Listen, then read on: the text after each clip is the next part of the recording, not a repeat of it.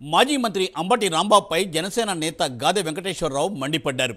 గత ప్రభుత్వంలో మీరు చేసిన పాపాలే ఇప్పుడు మీ వెంట పడుతున్నాయని గాదె వెంకటేశ్వరరావు అన్నారు. కాకినాడ పోర్టును వైసీపీ నాయకులు లాగేసుకున్నారని అన్నారు. నిందితుల జాబితాలో మాజీ సీఎం జగన్ పేరు ఎందుకు చేర్చలేదని గాదె వెంకటేశ్వరరావు నిలదీశారు.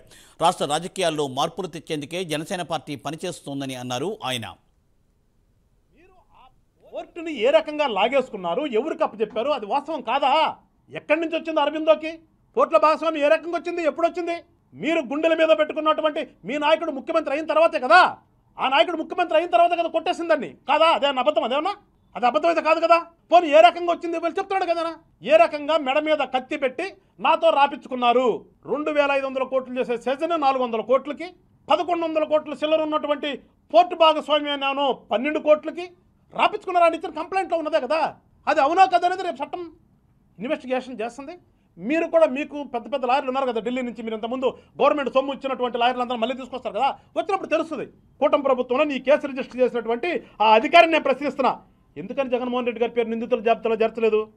A1 Vikranth Reddy, A2 Vijayasai Reddy, A3 Sarath Chandra Reddy, A4 కేవీపీకే Sridhar child accountant batch, A5 Aurobindo.